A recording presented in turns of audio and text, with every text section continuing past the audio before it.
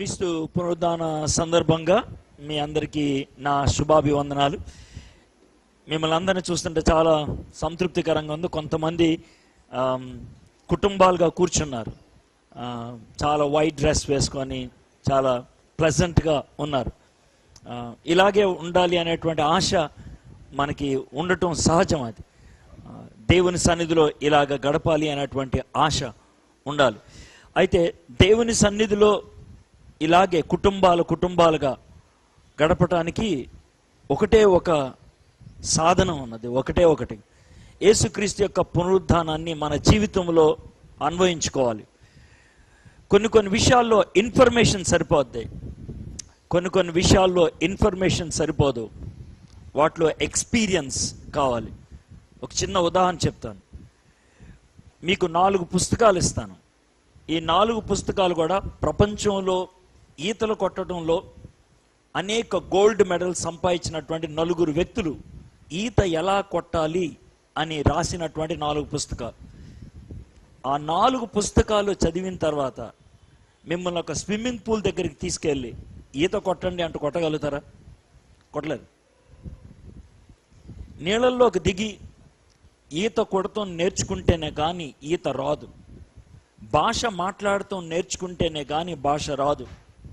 అదేవిధంగా యేసు ప్రభు యొక్క పునరుద్ధాన సమాచారాన్ని, సందేశాన్ని, సారాంశాన్ని జీవితంలో అన్వయించుకుంటే తప్పించి మన జీవితానికి మార్పు రాదు.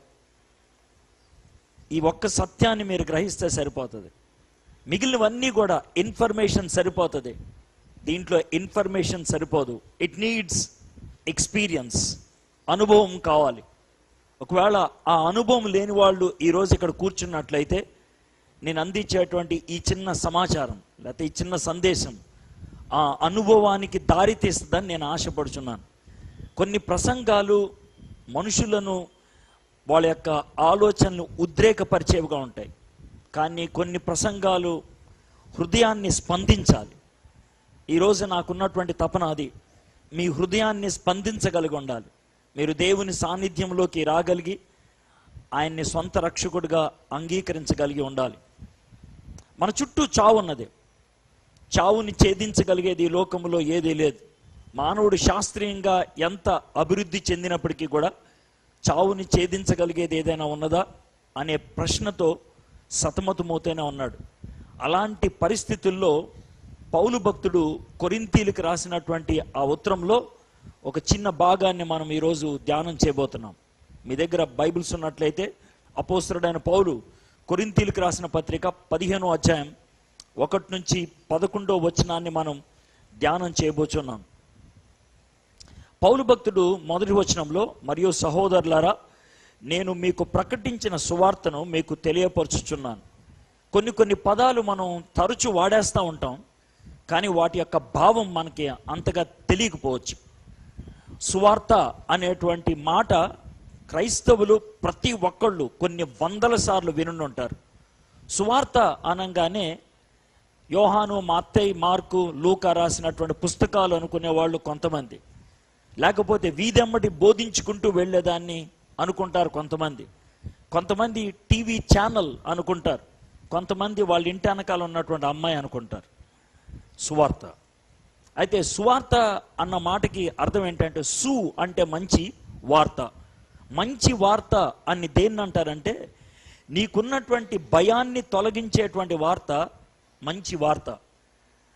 ప్రపంచంలో 3 రకాలైనటువంటి వార్తలు ఉంటాయి. ఒక వార్త ఓన్లీ ఇన్ఫర్మేషన్, నీలో ఏమి స్పందన తీసుకురాదు. రెండోది బ్యాడ్ న్యూస్, దుర్వార్త, నీకు బాధను కలిగించేది. మూడోది గుడ్ న్యూస్, నీకు ఆనందాన్ని కలిగించేది. సువార్త అన్నదానికి ఒక ఎగ్జాంపుల్ చెప్తాను. అది ఏదైనా అవ్వచ్చు. నీకున్నటువంటి ఆందోళన తొలగించగలిగితే కనుక ఇట్ ఈస్ గుడ్ న్యూస్ అంటారు. నేను 10వ క్లాస్ ఎగ్జామ్స్ రాస్తున్నప్పుడు చివరి ఎగ్జామ్ అది, social studies paper 2. Last exam రాసేటప్పుడు 2 రకాలైన ఫీలింగ్స్ ఉంటాయి.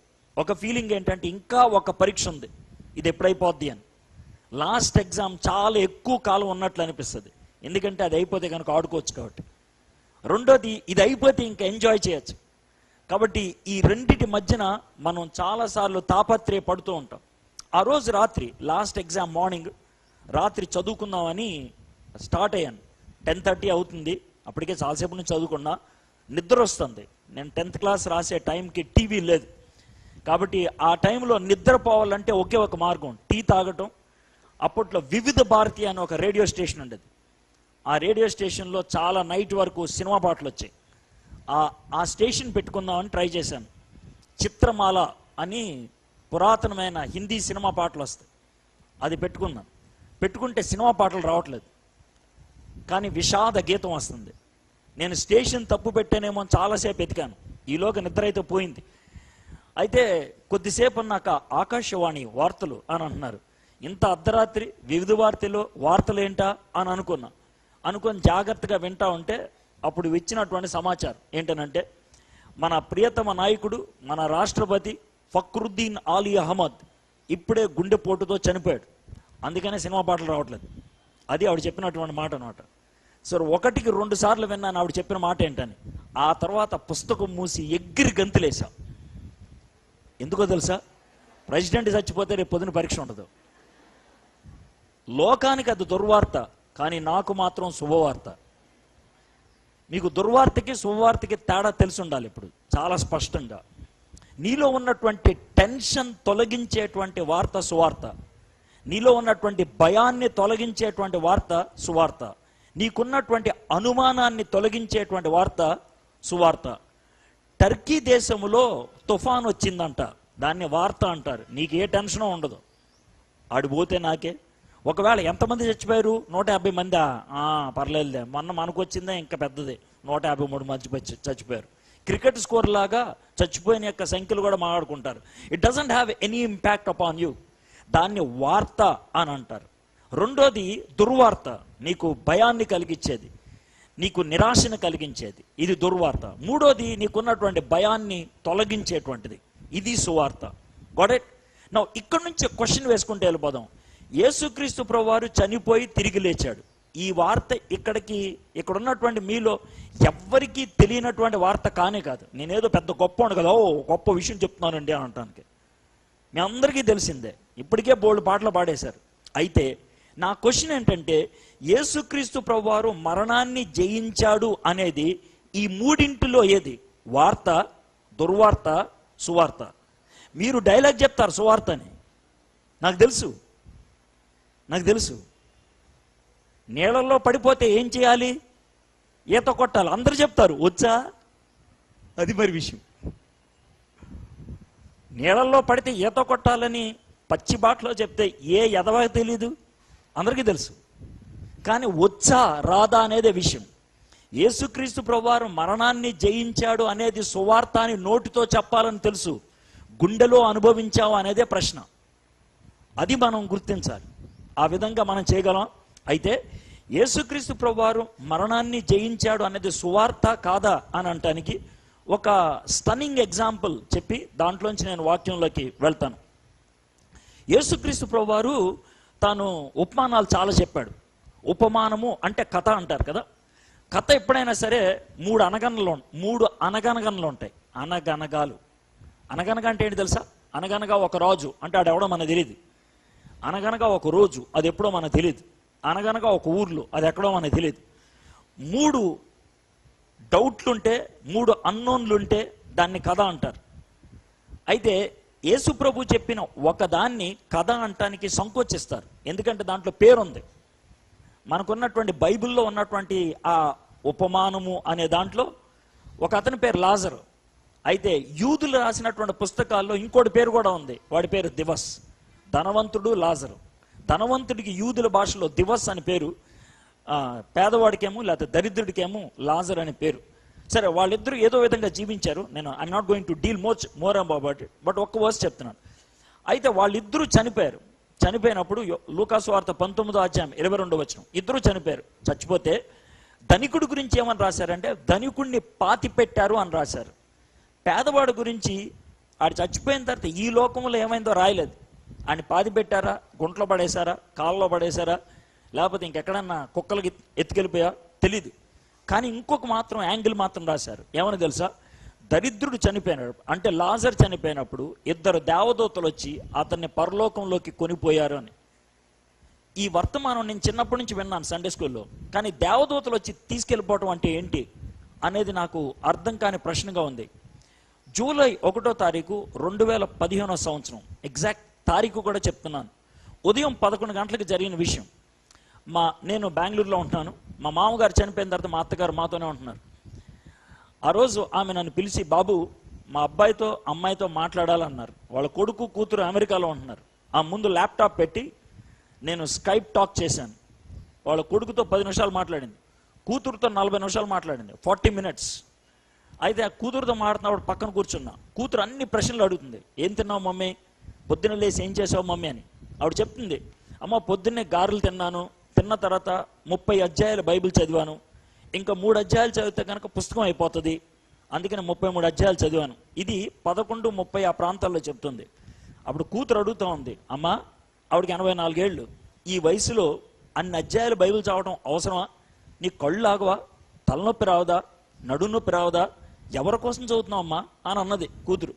అంటే ఈమెడు ఇచ్చినటువంటి జవాబు, నేను బైబిల్ ఎవరి కోసం చదవట్లా, నా కోసం చదువుకుంటున్నా, దేవునితో గడపటానికి చదువుతున్నా. ఆ చదువుతున్నప్పుడు నాకు అనుభూతి వస్తుంది, తలనొప్పి రాదు, నడువు నొప్పి రాదు అని ఆవిడ చెప్తా ఉంది. 11:40 అయింది ఆ టైంలో. ఇంకో 10 నిమిషాలు మాట్లాడిన తర్వాత నెట్ ఆపేశాను. అయిపోయిన తర్వాత నా భార్య బయటికి వెళ్ళింది. ఈమె మా అత్తగారు నేను పడుకుంటాను బాబా అని పడుకోవడానికి వెళ్ళారు 12 గంటలకి. నేను బయట కూర్చొని ప్రిపేర్ అవుతూ ఉన్నాను. ఆవిడ బెడ్రూమ్లో ఉంది. 10 నిమిషాలకి అరిసింది బాబు అని. ఎందుకు అరుస్తుందా అని పరిగెట్టుకుంటూ వెళ్తే చెమటలు పట్టేసినాయి ఒళ్ళంతా. గబగబా తలుపు ఓపెన్ చేసి ఫ్యాన్ ఆన్ చేశాను. నా జోబులో ఉన్న ఫోన్ తీసి అప్రమత్తంగా నా మిత్రుడు ఒక ఆయన హైదరాబాద్లో ఉంటారు, మోజెస్ గారని, ఆయన ఫోన్ చేశాను. సార్ మా ఆంటీకి చెమటలు పట్టేసింది, ఆవిడ చూస్తుంటే నాకు భయం వేస్తుంది అన్న. ఆయన ఎప్పుడు ఫోన్ వెంటనే ఎత్తడు, కానీ ఆ రోజు సెకండ్ రింగ్కే ఫోన్ ఎత్తేసాడు. నేను ఆ మాట చెప్పగానే స్పీకర్ ఆన్ చేసి ఆంటీ చెవు దగ్గర పెట్టాను. ఆయన ప్రార్థన చేస్తూ ఉంటే నేను కూడా గట్టిగా ప్రభువా ప్రభువా అని ప్రార్థన చేస్తున్నాను. ఆయన ఏం ప్రార్థన చేశాడని నేను వినలేదు. ఆంటీ ఆమెన్ అని చెప్పినప్పుడు ఓకే ప్రార్థన అయిపోయింది అనుకున్నా. వందనాలు బాబు అని అన్నారు ఆంటీ. తర్వాత ఆయన నన్ను ఎడ్వర్డ్ పక్కకు రండి అని అన్నాడు. పక్కకు వచ్చాను, ఆంటీ బెడ్ ఉంది, పక్కకు వచ్చాను, చెవులో ఫోన్ పెట్టుకున్నాను. ఆయన అన్నాడు, నేను ప్రార్థన చేస్తుంటే 2 దేవదూతల్ని దేవుడు చూపించాడు, బహుశా నువ్వు వెనక్కి తిరిగి వెళ్ళే లోపల ఆంటీ చనిపోతారు అని అన్నాడు. కానీ టెన్షన్ పడద్దు, ఇది శుభ సూచకం అని అన్నారు. అవి వెనక్కి తిరిగి చూశాను, ఆతృతతో ఆంటీ చనిపోయి ఉన్నారు. నాకు అప్పుడు అర్థమైంది దేవదూతలు రావటం అంటే ఏంటో. అప్పుడు ఆయన అడిగాను, sir what is this mean అని. అంటే దేవుడికి ఎవరైనా బాగా ఇష్టమైతే వాళ్ళని పరలోకంలోకి తీసుకురావడానికని దేవదూతలను పంపిస్తాడు అని చెప్పి ఆపేశాడు ఆయన. మై ఫ్రెండ్స్, ఈ మెసేజ్ మీకు సీరియస్గా ఉండాలని ఈ క్వశ్చన్తో మీకు స్టార్ట్ చేయదలుచుకున్నాను. మీరు చస్తే దేవదూతలు వస్తారా, దెయ్యాలు వస్తాయా?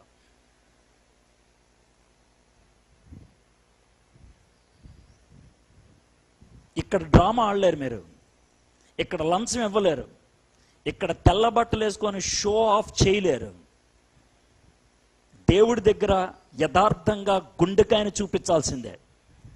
ఒకవేళ గనక చస్తే నిన్ను తీసుకెళ్ళటానికి దెయ్యాలు వస్తాయా, దేవదూతలు వస్తారా? ఇప్పుడు టెన్షన్ పుట్టుకురావాలి. సువార్తకి మీనింగ్ ఎప్పుడు వస్తుందో తెలుసా? టెన్షన్ ఉంటేనే. సువార్తకి అర్థం ఎప్పుడు వస్తుందో తెలుసా? సీరియస్నెస్ తెలిస్తేనే, లేకపోతే లేదు. నువ్వు డిగ్రీ పాస్ అయిపోయావు, ఇంటర్మీడియట్ రిజల్ట్స్ వచ్చినాయంటే నీకేమన్నా ఉంటుందా? ఉండదు. You will not, you don't care, I don't care, what does it mean అని అంటావు. అందుకనే నీ జీవితానికి వర్తించాలని ఆ సిచ్యువేషన్ని క్రియేట్ చేశాను. చావు దగ్గర ఎవ్వరు కూడా మెస్మరైజ్ చేయలేరు, హిప్నటైజ్ చేయలేరు, మాయ చేయలేరు.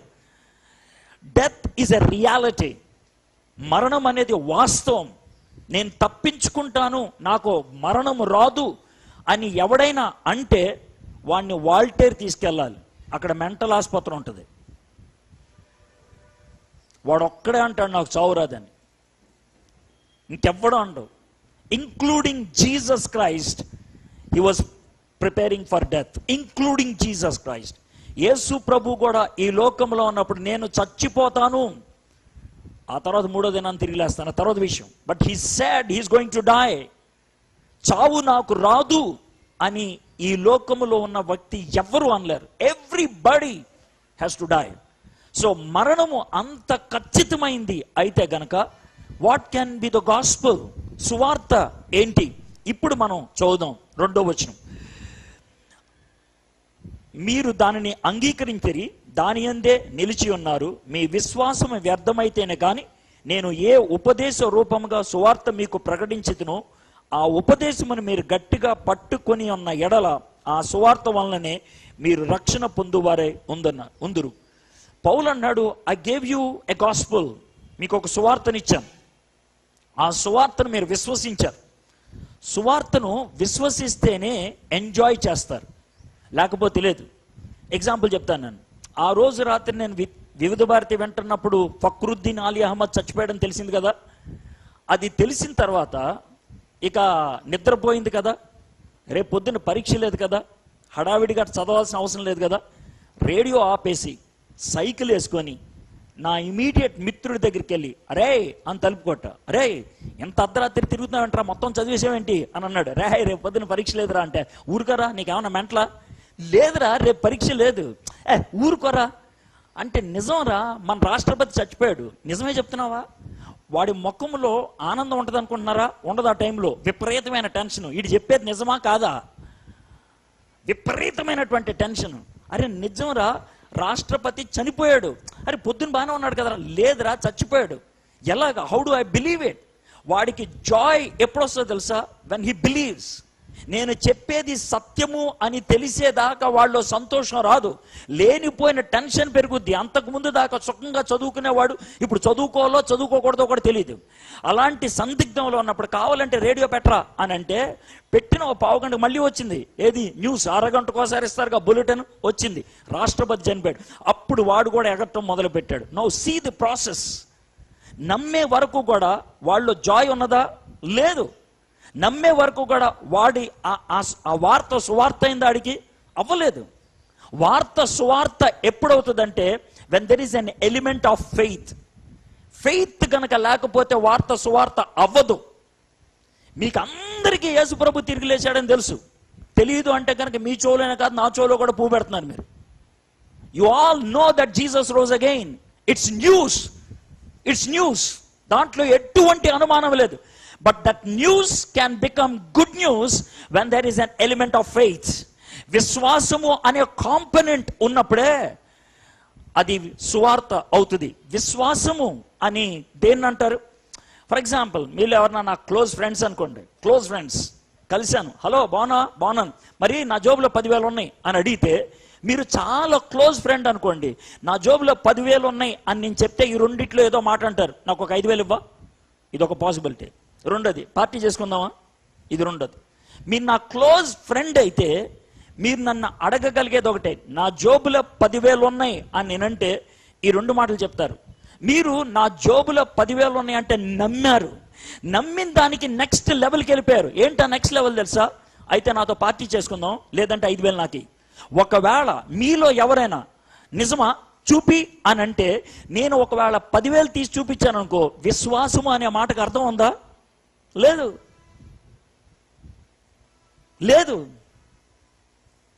So my simple question is this. మీలో ఇక్కడ కూర్చున్న వాళ్ళు ఎవరైనా యేసు ప్రభు తిరిగి లేచాడా నువ్వు చూసావా? నువ్వు చూపి అని అంటే, నేను చూపిస్తే ఒక బ్యూటిఫుల్ కాంపోనెంట్ ని మిస్ అయిపోతారు లైఫ్లో. ఏంటో తెలుసా? అది విశ్వాసం. చూడకుండా నమ్మిన దాన్ని విశ్వాసం అంటారు. చూసిన తర్వాత నమ్మకం అనే పదం ఉండదు. యేసు ప్రభుని తీసుకొచ్చి చూపించారంట, నమ్మేదేంటి? నమ్మకపోయేదేంటి? గోపం మీద అంటారు నమ్మకపోతే. అవునా కదా? ఆ పచ్చి భాషలో చెప్పాలంటే గోపం మీద అంటారు, నమ్మకపోతే. కనబడలేదు నీకు, కళ్ళు కనబడలేదు నీకు, ఇది అనేటువంటి మాట. But if you want to have that sacredness, ఆ పవిత్రత ఉండాలంటే, if you want to have that professionalism, if you want to have that celebrity status, if you want to have that elite status, you need to believe. నమ్మాలి, విశ్వాసము ఉంచాలి. యేసుప్రభు వారు 11 మంది శిష్యులు, అంటే అప్పటికి ఇస్కరియోతు యోధా చనిపోయాడు కదా, 11 మంది శిష్యులు గదిలో తలుపేసుకొని ఉన్నప్పుడు వచ్చాడు. వస్తే వాళ్ళకు కూడా చేతులు చూపించాడు, పక్కన చూపించాడు. అప్పుడు నమ్మారు వాళ్ళు. ఇది జరిగిన ఒక వారం రోజుల తర్వాత అప్పుడు తోమా లేడు, బహుశా బయటికి వెళ్ళి ఉంటాడు. భారతదేశానికి వచ్చిన శిష్యుడు ఆయన కదా, తోమా లేడు, బయటికి వెళ్ళాడు. అయితే వారం రోజుల తర్వాత ఈ మధ్యలో అంతా కూడా తోమా చెప్తున్నాడు, ఐ డోంట్ బిలీవ్, నేను నమ్మను, నేను గాయంలో ఏలు పెట్టాలా, పక్కన ఏలు పెట్టాలా, అప్పుడు దాకా నేను నమ్మను అని అన్నాడు. యేసు ప్రభు వచ్చి తోమా ఏలు పెట్టు చూడు అని అన్నాడు. ఆయన ఏమైతే అడిగాడో అదే చూపించాడు ఆయన. తోమా ఏలు పెట్టలా, తోమా ఇంకేం మాట్లాడలా, మోకరించి కాళ్ళ మీద పడిపోయి నా దేవా నా ప్రభువా అని అన్నాడు. యేసు ప్రభు ఒక బ్యూటిఫుల్ స్టేట్మెంట్ వేశాడు, చూసి నమ్మిన వాడు కంటే చూడక నమ్మిన వాడు దండు. చిలక పలుకు అద్భుతంగా పలుకుతున్నారు మీరు, కానీ లైఫ్ ఉందా లేదా అనేదే ప్రశ్న. మళ్ళీ అదే క్వశ్చన్ అడుగుతున్నా, మీరు చచ్చిపోతే దేవదూతలు వస్తారా, దెయ్యాలు వస్తారా? I want to repeat that again and again, మళ్ళీ రిపీట్ చేస్తా. ఎందుకంటే రిజరెక్షన్ అనేటువంటి ఈ మెసేజ్కి వాల్యూ ఎప్పుడు వస్తుందంటే నా జీవితంలో అన్వయించుకుంటే. సరే, ఇంతకీ పౌలు భక్తుడు బోధించినటువంటి సువార్త ఏంటి? 3వ వచనం, నాకు ఇవ్వబడిన ఉపదేశం మొదట మీకు అప్పగించితిని, అదేమనగా లేఖనముల ప్రకారము క్రీస్తు మన పాపముల నిమిత్తము మృతి పొందెను, సమాధి చేయబడను. ఈ దీంట్లో ఫస్ట్ పార్ట్ ఏంటంటే వాట్ ఈస్ ద గాస్పెల్? సువార్త ఏంటి? సువార్త ఏంటంటే యేసు ప్రభు చచ్చిపోయాడు. సువార్త చచ్చిపోవటం ఏంటండి? Yeah, somebody's death can be a blessing to you. ఒకడి మరణం ఇంకొకడికి ఆశీర్వాదం కావచ్చు. ఫక్రుద్దీన్ ఆలీ అహ్మద్ చచ్చిపోయాడు, నాకు రిలీఫ్ వచ్చింది, కానీ అది ఒక్క రోజుకే. ఇట్స్ వెరీ టెంపరీ, ఒక్క రోజుకే. యేసుక్రీస్తు ప్రభువారు చనిపోతే దాన్ని గనక నువ్వు బిలీవ్ చేయగలిగితే, దాన్ని గనక నువ్వు నమ్మగలిగితే అది పర్మనెంట్ సొల్యూషన్ ఇస్తుంది, పర్మనెంట్ పీస్ని ఇస్తుంది, పర్మనెంట్ జాయ్ని ఇస్తుంది. స్విచ్ చేస్తే లైట్ వెలగాల్సిందే, దెర్ ఇస్ నో వే. కానీ లైట్ వెలగలేదంటే ఈ రెండిట్లో ఏదో ఒకటి జరిగిందని, బల్బు మాడిపోయిందని అర్థం, లేదా కరెంట్ లేదని అర్థం. స్విచ్ అనేది విశ్వాసం, లైట్ అనేది result. There is no doubt about it. If you have faith, నీకు విశ్వాసం అన్నట్లయితే, ఈయన చెప్తున్నాడు ఏంటనంటే యేసుక్రీస్తు ప్రభువారు మన పాపముల నిమిత్తం చనిపోయాను. ఇక్కడే నేను చాలా అప్లికేటర్గా అంటున్నాను. 3 గంటల సేపు యాకదాటిగా కూర్చొని దేవుని వాక్యం విన్నారు. మీకు ఒక విషయం చెప్పంటారా? గుడ్ ఫ్రైడే రోజు మీలో ఎంతమంది వాక్యం వినడానికి వచ్చారో నాకు తెలీదు. 3 గంటల సేపు వాక్యం బోధించడం పెద్ద గొప్ప విషయం కాదు. 3 గంటల సేపు ఒకటి ఫేసే చూడటం అనేది మీ గొప్పతనం, అమోఘం.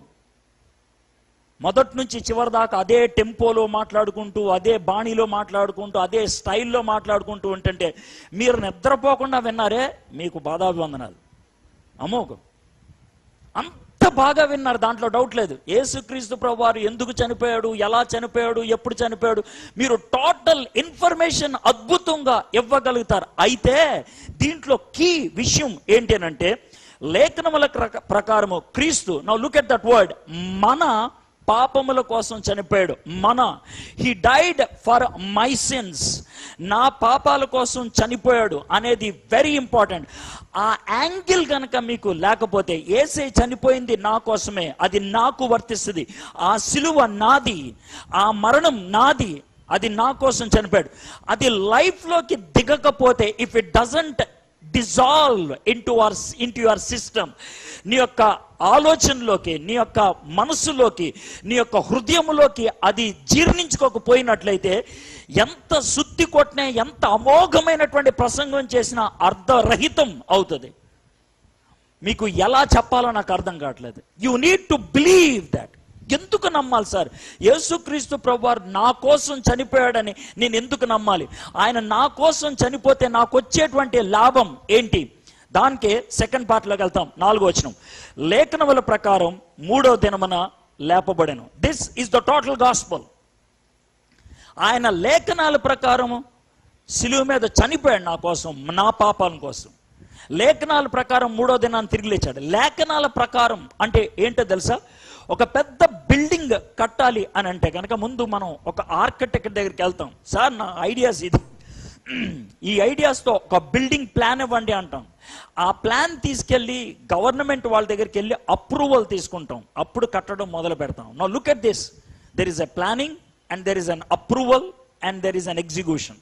ఇది 3 జరిగేది. ఒకటి ప్రణాళిక వేసుకోవటం, దాన్ని అధికారపూర్వకంగా అంగీకారాన్ని తెచ్చుకోవటం, 3వది పరిపూర్ణంగా కట్టడం. అదేవిధంగా తండ్రి కుమార పరిశుద్ధాత్మల మధ్యన ఈ భూ ప్రపంచాన్ని సృజించక మునుపే మానవులు పాపం చేస్తారు, మానవులు పాపంలో పడిపోతారు. వాళ్ళని బయటికి తీసుకురావడానికి ఏం చేయాలి? యేసుక్రీస్తు ప్రభువారు నేనున్నాను, నేను వెళ్తాను. This was the plan. నువ్వు వెళ్ళి ఏం చేస్తావు? మానవులు చేసిన పాపాన్ని నా మీద వేసుకొని వాళ్ళ బదులుగా నేను చనిపోతాను. చనిపోయిన తర్వాత ఎలాగా? 3వ దినాన నేను తిరిగి లేస్తాను. This is the plan. ఈ ప్లాన్ త్రిత్వ దేవుని మధ్యన అప్రూవ్ అయిపోయింది. యేసుక్రీస్తు ప్రభువారు మంచి శుక్రవారం రోజు చనిపోయారు. ఈస్టర్ ఆదివారం, పునరుద్ధాన ఆదివారం ఆయన తిరిగి లేచాడు. ఇది fulfilment or execution of the approved plan. ఇది సువార్త అని అన్నాడు. దీన్ని సువార్త అన్నాడు. దీన్ని మీరు నమ్ముతున్నారా?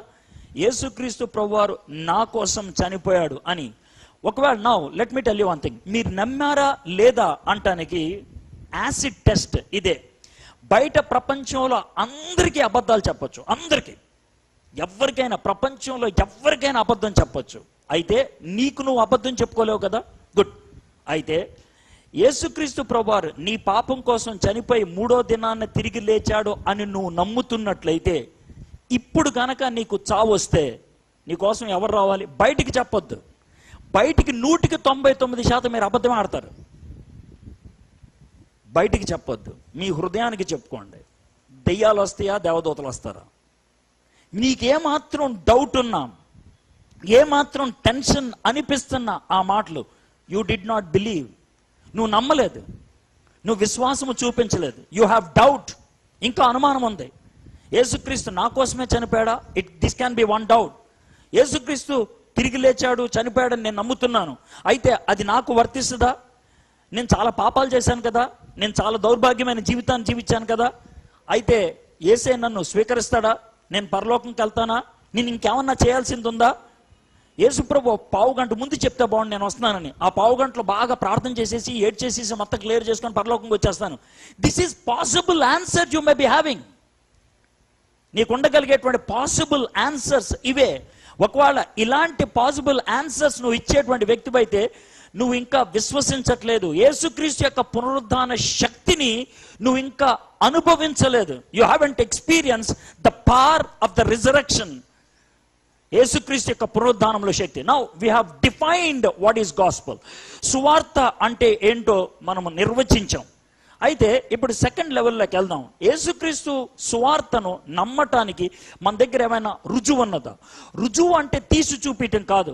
ఫర్ ఎగ్జాంపుల్, నా దగ్గర 10,000 ఉన్నాయి అని అంటే ఎవడ పడితే వాడు నమ్మడు, నా గురించి తెలిసినోడే నమ్ముతాడు. And there is a relation, కాబట్టి దెర్ ఈస్ ఎ ట్రస్ట్, అందుకనే నమ్ముతావు. అదేవిధంగా యేసు ప్రభు వారు నా కోసమే చనిపోయి తిరిగి లేచాడంటానికి ఏమన్నా ఎవిడెన్సెస్ ఉన్నాయా? అది మనం అడిగేది. 5వ వచనం నుంచి ఆయన ఎవిడెన్సెస్ ఇచ్చుకుంటూ ఇచ్చాడు. The fact is Jesus rose again. సువార్త ఏంటంటే యేసయ్య మన కోసం చనిపోయాడు. సత్యం ఏంటంటే యేసయ్య తిరిగి లేచాడు. యేసయ్య తిరిగి లేచాడు అంటానికి రుజువు ఏంటి? 5వ వచనం, ఆయన కేఫాకును తర్వాత 12 కనబడెను. కేఫా అనే మాట అంటే పేతురుకు ఉపయోగిస్తారు. ఎందుకు ఉపయోగించాడు? పాల్ కేఫాతో ఎందుకు స్టార్ట్ చేస్తున్నాడు? 2 రీజన్స్ ఉన్నాయి. సువార్తను మొట్టమొదటిసారిగా ప్రపంచంలో పబ్లిక్గా బోధించినటువంటి వ్యక్తి పేతురు. మొట్టమొదటిగా పబ్లిక్గా. ప్రైవేట్గా బోధించింది ఒక అమ్మాయి, పబ్లిక్గా చెప్పింది ఒక అబ్బాయి అయినటువంటి పేతురు. ఒక అమ్మాయి చెప్పింది. ఆ అమ్మాయిని కూడా మనం చూడబోతున్నాం ఈరోజు. మొట్టమొదటిసారిగా యేసయ్య తిరిగి లేచాడు అని మొట్టమొదటిగా చెప్పింది ఒక అమ్మాయి. అయితే పబ్లిక్గా డిక్లేర్ చేసింది కేఫా. కేఫాని హైలైట్ చేయడంలో అది మొదటి కారణం. రెండో కారణం ఏంటంటే ఆయన ఎవడో నాకు తెలీదు అని బొంకాడు పేతురు. సిలువుకి ఏమాత్రం దగ్గర కూడా ఉండడానికి ఇష్టపడలేదు, పారిపోయాడు పేతురు. కాబట్టి అలాంటి పేతురుకి కనబడ్డాడు అని అంటే దాన్ని మనం డినై చేయలేం, దాన్ని కాదు అని అనలేం. పేతురు అనుమానించేవాడు, పేతురు ప్రశ్నించేటువంటి వాడు, పేతురు తొందరపాటు కలిగినటువంటి వాడు, పేతురు పారిపోయేటువంటి తత్వం కలిగిన వాడు. అలాంటి పేతురు కనబడ్డాడు. కాబట్టి నువ్వు దాన్ని సంకోచించడానికి వీల్లేదు. రెండోది ఆయన ఏమన్నాడంటే, అటు పిమ్మట 500కి ఎక్కువగా సహోదరులకు ఒక్క సమయం అందే కనబడిను. వీరిలో అనేకులు ఇప్పటి వరకు నిలిచి ఉన్నారు, కొందరు నిద్రించారు. యేసు ప్రభు వారు చనిపోయి తిరిగి లేచినప్పుడు ఆయన దగ్గర దగ్గర 500 మందికి ఒక్కసారే కనబడ్డాడు. ఒక్కసారే 500 మందికి కనబడ్డారు అనే మాట ఎందుకు ఉపయోగించాడంటే, హలో, ఇదేదో మేము భ్రమ పడుతున్నాం అనుకుంటున్నారా? భ్రమ కాదు. భ్రమ, ఒక రకమైన భ్రమ ఒకడికే వస్తుంది. ఉదాహరణకి, మా అమ్మ వస్తుందనే భ్రమ నాకు వస్తుంది, కానీ మా అమ్మ వస్తుందనే భ్రమ నీకు రాదు. నాకొచ్చే భ్రమ నీకు రాదు, నీకొచ్చే భ్రమ నాకు రాదు. ఏ ఇద్దరు ప్రపంచంలో ఏ ఇద్దరికి కూడా ఒకే రకమైనటువంటి భ్రమ రాదు. హలూసినేషన్ అంటారు, రాదు. భ్రమ ఎవరికి కలుగుద్ది? విపరీతమైనటువంటి ఆశ ఉన్న వాళ్ళకి. మా అమ్మ వస్తాను అని చెప్పింది అనుకుందాం, కాబట్టి అటు వెళ్ళేటువంటి ప్రతి ఆటోను చూసి మా అమ్మ వస్తుందా అని అనుకుంటాం. ఆ రంగు చీర కనబడిన ఏ అమ్మాయి కనబడిన మా అమ్మ అని అనుకుంటాం. భ్రమ. ఎందుకంటే లాడ్ ఆఫ్ ఎక్స్పెక్టేషన్ ఉన్నది. యేసు ప్రభు తిరిగి లేస్తాడని ఎవడు ఎక్స్పెక్ట్ చేశాడు? ఎవడు ఎక్స్పెక్ట్ చేయాల. 500 మందికి ఒకసారి కనబడతాం భ్రమ అనేది సాధ్యమా? కాదు. కాబట్టి ఇది భ్రమ కాదు. హీస్ గివింగ్ ఎ క్లారిటీ, ఇది భ్రమ కాదు. నెక్స్ట్ ఇంకేమన్నాడు? తర్వాత ఆయన యాకోబుకును అటు తర్వాత అపోస్తులకు అందరికీ కనబడెను. యాకోబు, ఇక్కడ యాకోబు అని అన్నప్పుడు ఎవరు? ఆయన యేసు ప్రభు యొక్క బ్రదర్. 3 కేటగిరీస్ చూపిస్తున్నాడు. కేఫా శిష్యులందరిలో టాప్ వ్యక్తి. కేఫా యాకోబు యేసు ప్రభు యొక్క బ్రదర్, సొంత తమ్ముడు. యేసు ప్రభు పుట్టిన తర్వాత మరియమ్మ యోసేపులకి 4 కొడుకులు పుట్టారు. వాళ్ళ పేర్లు మనం మార్కు సువార్తలో చూస్తాం. అందుట్లో ఒక అతని పేరు యాకోబు. చారిత్రకంగా చెప్పేది ఏంటంటే 1984లో వీళ్ళు యెరూషలేం ప్రాంతంలో అవుట్స్కర్ట్స్లో తవ్వుతూ ఉంటే ఒక బిల్డింగ్ కోసం ఒక సమాధి దొరికింది. ఆ సమాధి మీద యాకోబు, son of Joseph, brother of Jesus అని రాసి ఉంటుంది దాని మీద. దాన్ని ఆధారం చేసుకొని అదే యాకోబుది అని వాదించేటువంటి వాళ్ళు ఉన్నారు. అది యాకోబుదా కాదా అనేది మనకు అనవసరం. కానీ యాకోబు అంటే యేసు ప్రభు యొక్క బ్లడ్ రిలేటివ్ మరియమ్మ ద్వారా. ఈ లోకంలో వాళ్ళు నమ్మలేదు యేసు ప్రభు బ్రతికున్నంత కాలం.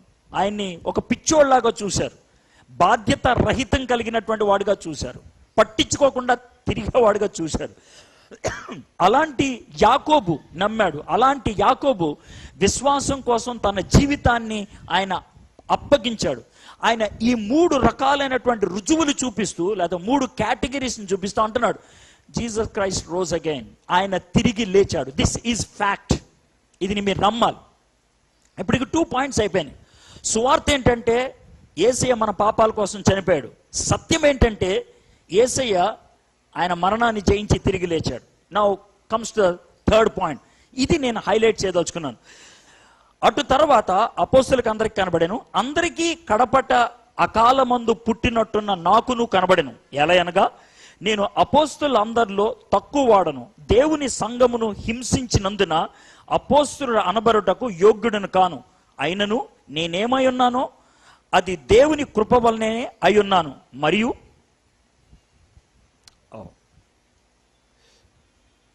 మరియు అనుగ్రహింపబడిన ఆయన కృప నిష్ఫలము కాలేదు, కానీ వారందరికంటే నేను ఎక్కువగా ప్రయాసపడినది నేను కాను, నాకు తోడైన దేవుని కృపయే. నేనైననేమి వారైననేమి అలాగుననే మేము ప్రకటించుచున్నాము, అలాగుననే మేము విశ్వసించితిరి. మీరు విశ్వసించారు. దీంట్లో నేను హైలైట్ చేయదలుచుకుంది ఏంటంటే, మీరు సువార్త విన్నారు, యేసు ప్రభు మన పాపాల కోసం చనిపోయాడు. మీరు సత్యాన్ని విన్నారు, యేసు ప్రభు తిరిగి లేచాడు. ఈ 2 మన జీవితంలో స్పందన తీసుకొస్తేనే అడ్వాంటేజ్ ఉంటుంది, లేకపోతే ఉపయోగం లేదు. ఆ స్పందన గురించి పౌలు భక్తుడు హైలైట్ చేస్తున్నాడు. స్పందన గురించి చెప్తే ఏమన్నాడు తెలుసా? నేను ఒకప్పుడు సంఘాన్ని హింసించిన వాడిని, ఒకప్పుడు సంఘాన్ని దూషించినటువంటి వాడిని, ఒకప్పుడు సంఘాన్ని తోసిపుచ్చినటువంటి వాడిని. అలాంటి నాకు ఆ దేవుడు కనబడితే, ఆ యేసే కనబడితే నా జీవితంలో మార్పు వచ్చింది. ఈరోజు ఒకప్పుడు నేను అసలు విశ్వాసిని అనిపించుకోవడానికి యోగ్యుడిని కాదు. అపోస్తులు అన్నటువంటి మాట వదిలేయండి. ఈరోజు ఒక ప్రాముఖ్యమైనటువంటి స్థాయికి రావడానికి కారణం ఏంటంటే, యేసయ్య తిరిగి లేచాడని నేను నమ్ముతున్నాను. యేసయ్య తిరిగి లేచాడు అని నమ్మినటువంటి ఆ మాట నా జీవితంలో మార్పు తీసుకొచ్చింది. ఆ మార్పు తీసుకురావడానికి ఆయన ఉపయోగించినటువంటి ఒక పదం ఏంటంటే, నేనేమై ఉన్నానో అది దేవుని కృప వల్లనే అయి ఉన్నాను. నేను విశ్వాసము చూపించాను, కృపను ఆశ్రయించాను. Now let me tell you one thing. When you show faith in God, యేసుక్రీస్తు యందు విశ్వాసము చూపినట్లయితే కృపను అనుభవించడం మొదలు పెడతారు. దేవుడు నా పట్ల కృప చూపిస్తున్నాడు. కృప అన్న మాటకి ఎగ్జాంపుల్ చెప్పాలంటే రిజల్ట్స్ గురించే చెప్తాను. మీ రిజల్ట్స్ వచ్చేసినాయి, ఎగ్జామ్స్ రాశారు, రిజల్ట్స్ వచ్చేసినాయి. రిజల్ట్స్ వచ్చిన తర్వాత మీరు చూసుకుంటే మీరు ఫెయిల్ అయ్యారు. మీరు ఫెయిల్ అయితే చాలా బాధపడ్డారు. తర్వాత మార్క్స్ వచ్చాయి. ఎన్ని మార్క్స్ వచ్చాయి? 34 మార్కులు వచ్చాయి. ఇంకో ఫ్రెండ్ దగ్గరికి వెళ్ళాడు, వాడు కూడా దిగాలుగా ఉన్నాడు. ఏరా అంటే నాకు 32 వచ్చాయి అన్నావు. సర్వసాధారణంగా 34 వచ్చినాడు 32 మార్కులు వచ్చి ఫెయిల్ అయినోడు కనబడితే, ఎరా నీకంటే బెటర్ రా బాబు, నేను నాకు 34 వచ్చింది. బెటర్ అయితే ఏం లాభం, పోయావా లేదు నువ్వు కూడా. ఆడు 32 వచ్చాడు, నేడిస్తాడు 34 వచ్చాడు అని బెటర్ ఫీల్ అవుతా ఉంటాడు. ఇంకో మాట చెప్పమంటారా, 32 వచ్చి ఫెయిల్ అయినాడు ముందు బాధపడతాడు, ఈడొచ్చి 34 అన్నాడు అందుకు ఇంకెక్కువ బాధపడతాడు. ఇప్పుడు మన లోకములో బాధలు హైపర్ టెన్షన్లోకి వెళ్ళిపోవడానికి కారణం ఇదే. ఇలాంటి బేరీజ్ వేసుకుంటాం, వాడికి 34 వచ్చినాయి, నాకు 32 వచ్చినాయి, వీడికి 30 వచ్చినాయి. ఇది పరిస్థితి. ఇలాంటి పరిస్థితుల్లో ఒకవేళ నీలో సంతోషం రావాలంటే ఒకే ఒక పద్ధతి. గవర్నమెంట్ వాళ్ళు మార్క్స్ కలుపుతారు. ఆ మార్క్స్ని ఏమంటారు? Grace marks. గ్రేస్ మార్క్స్ అని ఎందుకంటారు? సింపుల్. నీకు యోగ్యత ఉందా దానికోసం? లేదు. నువ్వు అడిగావా? లేదు. నీకు హక్కు ఉందా? లేదు. దానికి అది గ్రేస్ అనే మాటకు అర్థం. అందుకనే వాటికి గ్రేస్ మార్క్స్ అని అన్నారు. ఉచితంగా చేర్చబడ్డాయి, నువ్వు అడగకుండా చేర్చబడ్డాయి. అయితే ఒక మాట చెప్పమంటారా, గ్రేస్ మార్క్లో ఉన్నటువంటి బ్యూటీ ఏంటో మీకు చెప్తాను. స్వీకరిస్తేనే అది మీకు వస్తాయి. నాకు వద్దు అంటే గాన్. నెంబర్ 1. రెండోది, 34 5 మార్కులు కలిపితే ఎంత వస్తాయి? కానీ 39 ఎవరు? 35 ఇస్తారు. 32 5 కలిపితే 37, కానీ ఎవరు? 35 ఇస్తారు. 37కి 5 కలుపుతారు. ఇలా ముగ్గురులో అతి ఎక్కువ ఎంజాయ్ చేసేది ఎవడు? అదే విషయం. అందుకనే పౌలు ఎగ్జాంపుల్ చెప్తున్నాను. నేను దరిద్రం రా బాబు, 0 మార్కులు వచ్చాయి, అందుకే 35 కలిపేశారు నాకు. ఎంత గొప్ప చూడు. Now you are able to understand. So ఎవరైనా క్రీస్తునందున్నట్లయితే ఏ వ్యత్యాసం లేదు. కొంతమంది నేను ఒకప్పుడు బాపన ఉండండి, నేను ఒకప్పుడు అదండి, ఒకప్పుడు ఇదండి. నువ్వు గతంలో ఏదైతే నాకేమయ్యా, ఇప్పుడు మాత్రం 35 నీకు. అవునా కదా? గతంలోకి వెళ్ళిపోవడం ఎందుకని? నేను ఒకప్పుడు తాగుబోతున్నాండి, నేను ఒకప్పుడు బాగా తిరిగానండి, ఒకప్పుడు అక్కడికి వెళ్ళాను, ఇక్కడికి వెళ్ళి, okay. But once you are in Christ there is no difference. ఒక్కసారి క్రీస్తులోకి వచ్చిన తర్వాత డిఫరెన్స్ లేదు. No look at this. మీ లైఫ్లో ఆ డిఫరెన్సెస్ గురించి ఆలోచిస్తున్నారా? క్యాస్ట్ బేసిస్లో కానీ, స్టేటస్ బేసిస్లో కానీ, మీకున్న స్పిరిచువల్ బేసిస్లో కానీ, స్టేటస్ గురించి వాడికంటే నేను ఎక్కువ, దానికంటే నేను ఎక్కువ అని అనుకుంటున్నావు అంటే నువ్వు ఇంకా పాస్ అవ్వలేదని అర్థం. అది విషయం. మనంతట మనం పాస్ అయినవాడు ఎవడు లేడు, అందరూ ఫెయిల్ అయిన వాళ్ళే. ఏ భేదము లేదు, అందరూ పాపం చేసి దేవుడు అనుగ్రహించు పాస్ మార్క్ పొందలేదు. బాగా అర్థం చేసుకోవాలంటే దేవుడు అనుగ్రహించు పాస్ మార్క్ పొందలేదు. అయితే దేవుడు కృప చూపిస్తే ఆ పాస్ మార్క్లోకి వెళ్తాం. ఎవ్వరు ఆ కృపను ఆస్వాదించిన, ఆ కృపను అనుభవించిన, ఆ కృపను స్వీకరించిన, గుర్తుపెట్టుకోండి, ఉచితంగా నాకు ఇవ్వబడింది. నాకు యోగ్యత లేకపోయినా ఇవ్వబడింది, నేను అడగకపోయినా ఇవ్వబడింది. కేవలం నేను స్వీకరించాను కాబట్టి you will be having that gratitude. ఆ యొక్క కృతజ్ఞత భావం ఉంటుంది, ఆ భయం ఉంటుంది. పౌలు అందుకే ఈ మాట చెప్తున్నాడు. నా గత లైఫ్ గురించి చెప్పాలంటే నేను అందరికంటే దరిద్రుణ్ణి, హింసించినటువంటి వాడిని, కాబట్టి నా మీద మ్యాక్సిమం కృప చూపించబడింది. కాబట్టి ఈరోజు నేను ఏమై ఉన్నానో అది దేవుని కృప అని అంటున్నాడు. దేవుని యొక్క కృప. ఆ స్పందన నీ జీవితంలో వచ్చినట్లయితే, ఆ కృపను నువ్వు పొందినటువంటి వ్యక్తివైతే, యేసుక్రీస్తు యొక్క మరణ పునరుద్ధానాలు నీ జీవితంలో నువ్వు అనుభవించినటువంటి వ్యక్తివైతే, ఆ స్పందన నీకు ఎలా తెలుస్తుంది? 2 things you will definitely have in your life. అవి మీ జీవితంలో ఉన్నాయో లేవో చూద్దాం. ఒకటి, యేసుక్రీస్తు పునరుద్ధానుడు కాబట్టి ఆ పునరుద్ధానం యొక్క శక్తి నేను అనుభవించగలుగుతాను. I want to give you example of one man, ఒక వ్యక్తి గురించి. ఈ వ్యక్తి పేరు మీకు తెలియకపోవచ్చు, ఈ వ్యక్తిని బహుశా మీలో ఎవ్వరూ చూసి ఉండకపోవచ్చు, కానీ ఈ వ్యక్తి చేసిన పనిని ఇక్కడున్నటువంటి ప్రతి ఒక్కళ్ళు, కళ్ళున్నటువంటి ప్రతి ఒక్కళ్ళు చూసి ఉంటారు. ఏంటి అనంటే, మనం రోడ్ల మీద అటు ఇటు తిరుగుతున్నప్పుడు చిన్న పిల్లలు సరిగ్గా రాయటం రాని వాళ్ళు ఉంటారు చూసా, అలాంటి బాడీలో రోడ్డు మీద గోళ్ల మీద ఎక్కడైనా యేసు రక్తము ప్రతి పాపం నుండి రక్షించును అని ఎక్కడైనా రాయటం చూసారా? అది అందంగా ఉండదు. చిన్నపిల్లలు వంకర టింకరగా రాస్తారే అలాగా. భారతదేశం అంతా ఒకసారి తిరిగి, ఆంధ్ర రాష్ట్రం అంతా 5 సార్లు తిరిగి అలాగ వాక్యాన్ని రాసినటువంటి వ్యక్తి పేరు ముంగండ శాంతారావు. ఒక ఆయన ముంగండ శాంతారావు, కృష్ణా జిల్లా అవనిగడ్డ. జనవరి 15వ తారీఖున ఆయన చనిపోయాడు. మొన్న జనవరి 15వ తారీఖున. ఆయన చాలా నిరుపేద. ఆయనకు ఒక డొక్కులో సైకిల్ ఉంటుంది, భార్య పిల్లలు ఎవరూ లేరు. ఆ సైకిల్కి ముందు ఒక బుట్ట, ఆ బుట్టలో బైబిలు, కొన్ని కరపత్రాలు, ఒక లుంగి, ఒక టవలు, వెనకాల ఒక పెద్ద బుట్ట, ఆ బుట్టలో రంగు డబ్బాలు, ఒక కిరసనాయిల్ స్టవ్, ఒక చిన్న డేక్షా.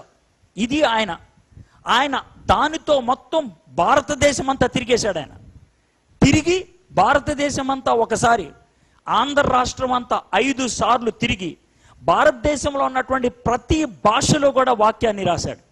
ప్రతి భాషలో నేర్చుకొని, ఆ భాష ఎలా రాయాలో నేర్చుకొని అలా రాసుకుంటూ వెళ్ళాడు ముంగండ శాంతారావు.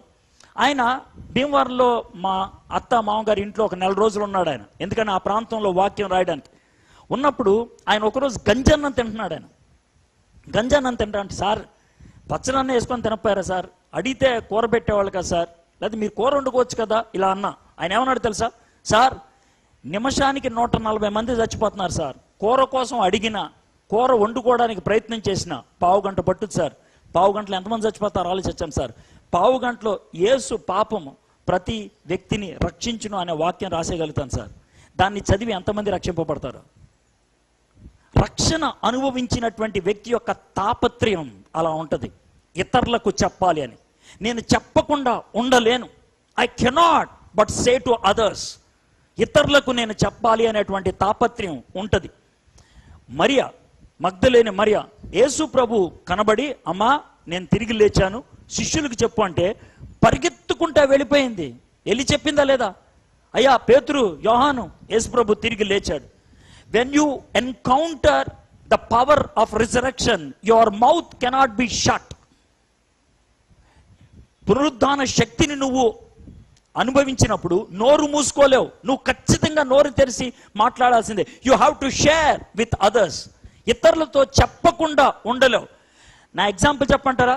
ఫక్రుద్దీన్ ఆలీ అహ్మద్ చచ్చిపోయాడు అని తెలిసిన తర్వాత ఏ బుద్ధిమాలినోడు ఆయన దుప్పటి కప్పుకొని పడుకుంటాడా? చెప్పండి, పడుకుంటాడా? పడుకోలేడు, నిద్ర పట్టదు. ఎందుకంటే తర్వాత రోజు ఏం చేయాలో తెలియదు, మనకి ప్రోగ్రాం లేదు.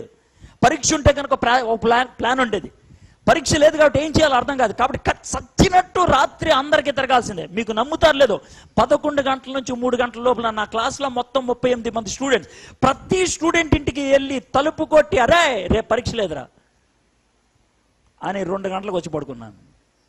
అందరికీ చెప్పేదాకా నాకు నిద్ర పట్టలేదు. ఇంతకంటే క్లాసికల్ ఎగ్జాంపుల్ నేను ఇవ్వలేను. ఒక్క రోజు ఎగ్జామ్ పోస్ట్ పోయిన్ అయినందుకు రాత్రి నిద్ర పట్టకుండా ప్రతి వాడికి చెప్పడానికి ఇష్టపడితే, మరణాన్ని జయించినటువంటి యేసుక్రీస్తు ప్రభు వారి యొక్క శక్తిని నువ్వు అనుభవిస్తే నోరు మూసుకొని ఎలా ఉండగలుగుతావు? నువ్వు how can you keep quiet? ఎలా ఉండగలుగుతావు? నువ్వు నోరు మూసుకొని ఉన్నావంటే, ఎవ్వడికి చెప్పకుండా ఉన్నావంటే పునరుద్ధాన శక్తిని అనుభవిస్తున్నావు లేదు. అందుకే చచ్చిపోతే దెయ్యాలు వస్తాయేమో భయం నీకు. చచ్చిపోయేదాకా ఎందుకు సార్, బతుకున్నప్పుడే వస్తున్నాయి సార్ దెయ్యాలు అంటారేమో. ఒకవేళ మీ పక్కన మీ భర్త మీ భార్య ఉంటే భలేవాళ్ళు సార్, ఇదే దెయ్యం సార్, ఈడే దెయ్యం సార్ అంటారు.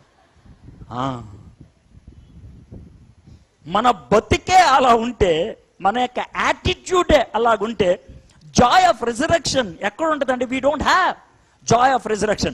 This is one. We cannot keep quiet. We have to speak out the resurrection power. పునరుద్ధాన శక్తిని ఇతరులకు చెప్పకుండా ఉండలేం. చెప్పకుండా ఉండలేం. dwight L. మూడీ 9వ క్లాస్ ఫెయిల్ అయినటువంటి వ్యక్తి. ఆయన ఒకసారి ప్రతిరోజు ఇద్దరికి వ్యక్తిగతంగా సువార్త చెప్పకుండా పడుకోలేడంట.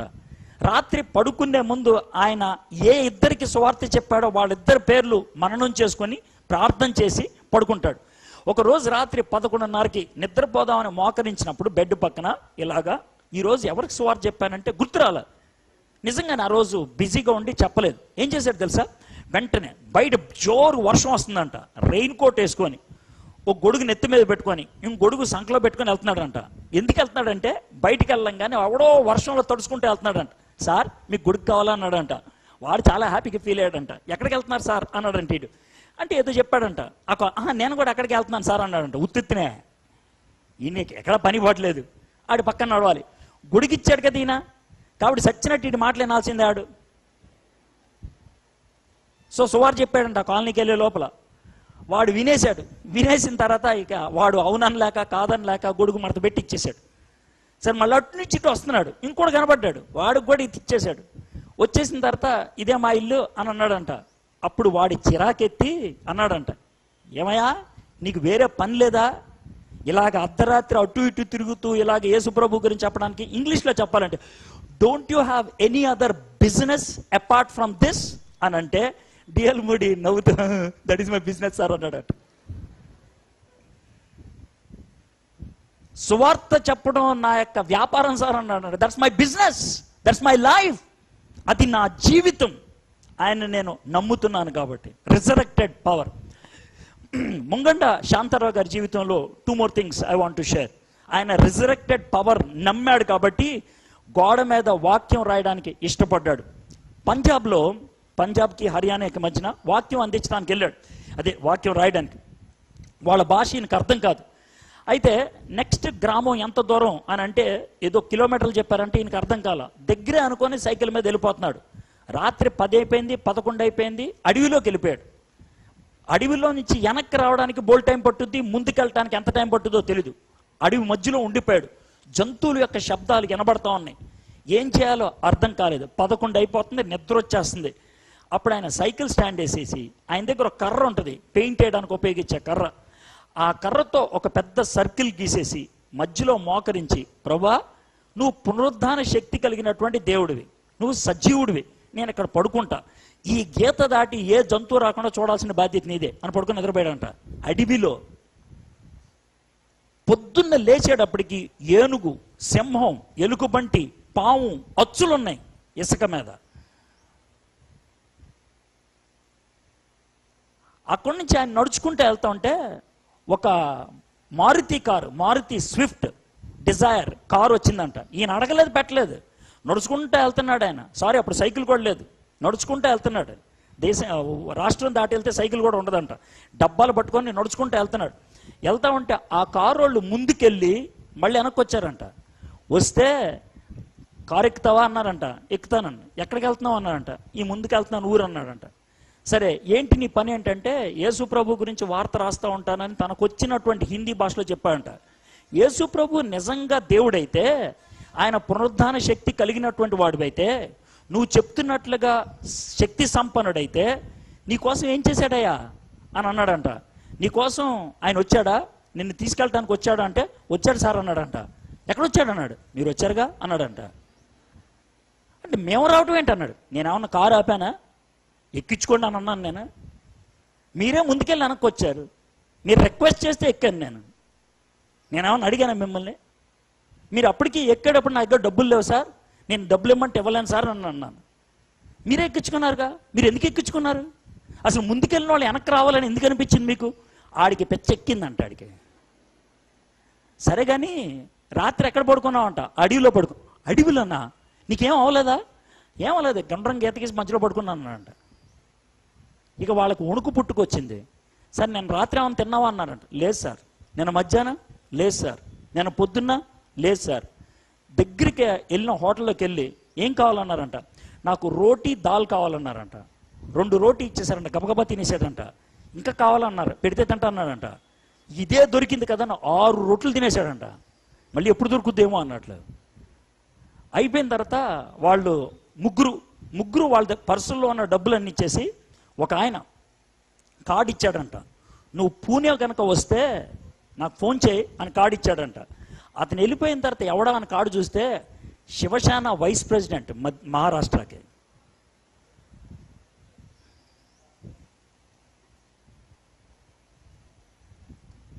ఫ్రెండ్స్, ఇది పవర్ ఆఫ్ రిజరెక్షన్ అంటే. ఇది ఓ తెల్ల బట్టలు వేసుకొని చర్చిలో ఫ్యాన్ కింద కూర్చొని వాక్యం వినేసి వెళ్ళిపోతే కాదు. అంటే మీరు వేసుకున్నందుకు నాకు తప్పేం లేదు, నాకు లేదని గిల్టీ ఫీలింగ్ కూడా లేదు, చెప్తున్నా. It's good. బట్టలతో పాటు బతుకు కూడా మారాల. That's what I mean. ఒకవేళ అది మారకపోతే ఏమి లాభం? అతను ఎవరో కూడా మీకు తెలీదు, ముంగండ శాంతారావు ఎవరో కూడా మీకు తెలీదు. But see the power of his life. తన జీవితం ఎంత శక్తివంతమైందో చూడండి. When you experience the power of resurrection, యేసుక్రీస్తు పునరుద్ధాన శక్తిని అనుభవించినట్లయితే, ఒకటి నోరు మూసుకొని ఉండలేవు, రెండోది చేతకాని వాళ్ళలాగా ఉండలేను. You will have a victorious life, you will have an adventurous life. శక్తివంతమైనటువంటి జీవితాన్ని నువ్వు జీవించగలుగుతావు. అది ఉందా నీకు? థర్డ్గా, this is the final thing.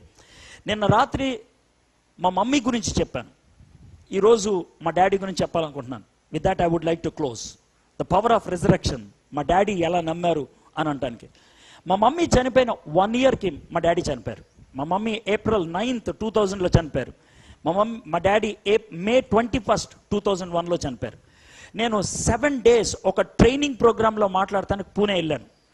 May 21st అవుతుంది ప్రోగ్రామ్, కానీ 20th నా కోర్స్ అయిపోయింది, నేను చెప్పాల్సిన కోర్సు. కన్వీనర్ అడిగాను, సార్ నేను వెళ్ళిపోతాను సార్, నేను నా వైఫ్ అని అన్నాను. సార్ ట్రైన్ టికెట్స్ దొరుకుతాయి అన్నాడు. పర్లేదు సార్, తత్కాలు ట్రై చేస్తాను అని ట్రైన్ ఎక్కేసి వచ్చేసాను హైదరాబాద్ వచ్చేసిన తర్వాత మా అక్కోళ్ళ ఇంటికి వెళ్ళాం. మా డాడీ మా అక్కోళ్ళ ఇంట్లో ఉన్నారు. హీ వాజ్ 86 ఆ టైంలో. వెళ్ళి అక్క తలుపు కొడితే మార్నింగ్ 6:30కి తలుపు తీసి, అరే అప్పుడే వచ్చేమంటారు, రేపు వస్తా అన్నావు కదా అని అన్నది. అంటే not in a bad way, shock తిన్నారు వాళ్ళు. అయితే నేను లోనికి వెళ్ళేప్పటికి డాడీ బ్రష్ చేసుకుంటా ఉన్నారు. షాకింగ్గా నాకు అనిపించింది ఏంటి తెలుసా, అక్కకి నన్ను చూస్తే షాకింగ్ అనిపించింది, నాకు మా డాడీ డైలాగ్ వింటే షాకింగ్ అనిపించింది. ఎలాగంటే బ్రష్ చేసుకుంటూ చూసు, నా వస్తా నాకు తెలుసా అని అన్నారు. అరే ఇది ఎక్కడ రాలి నాకు, I did not inform anybody. ఆ రోజు మధ్యాహ్నం లంచ్ చేసాం 1 o'clockకి. 3 o'clockకి డాడీ దగ్గరికి వెళ్ళి, డాడీ నేను అర్జెంటుగా గుంటూరు వెళ్ళాలి, ప్రేయర్ చేయండి అని అన్నాను. అంటే మా daddy for the first time అన్నారు, నువ్వు చేయరా ప్రేయర్ అని అన్నారు. ఎందుకన్నారు తెలీదు, డాడీని ఎదిరించలేక ప్రేయర్ చేసేసాను. ప్రేయర్ చేసిన తర్వాత daddy second thing he did which was very stunning, నా నెత్తి మీద చెయ్యేసి బ్లెస్ చేశారు. అయిపోయిన తర్వాత, రై ఫైట్ ఫర్ ద లార్డ్, ఇది మా డాడీ అన్నటువంటి మాట, ఫైట్ ఫర్ ద లార్డ్, దేవుని కోసం పోరాడరని. డాడీ వాట్ ఈస్ దిస్, ఎందుకు ఇట్లా చేస్తున్నారు?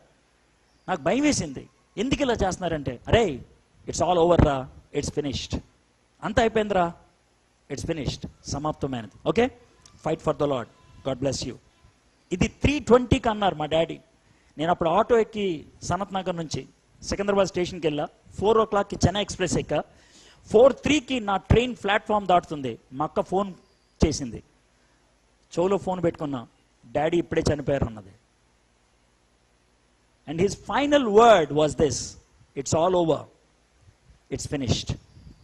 And he blessed me and sent me. Don't you think he sensed that death is coming? Was he worried? No. Was he tensed up? No. He was happy to go to heaven, and he blessed his son and went.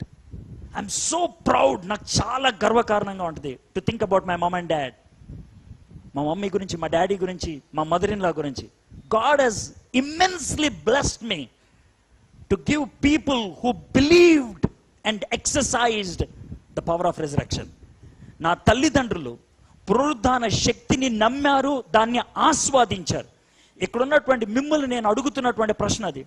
యేసుక్రీస్తు ప్రభువారు మరణాన్ని జయించి తిరిగి లేచారు, దాంట్లో ఎటువంటి అనుమానం లేదు, మీరు నమ్ముతున్నారు.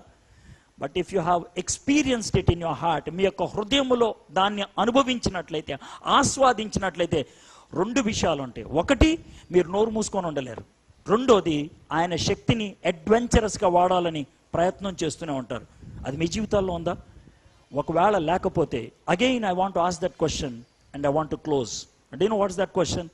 మీరు చచ్చిపోతే దేవదూతలు వస్తారా, దెయ్యాలు వస్తాయా? Think about that. తలంచండి, కళ్ళు మూసుకోండి, ప్రార్థన చేసుకుందాం. ఒక్క నిమిషం పాటు మన జీవితాన్ని పరిశీలన చేసుకుందాం. యేసుక్రీస్తు ప్రభువారు మన పాపాల కోసం చనిపోయారు. లేఖనాల ప్రకారం 3వ దినాన్ని తిరిగి లేచాడు. ఇది సువార్త. ఆయన పునరుద్ధానుడై తిరిగి లేచాడు. ఇది సత్యం.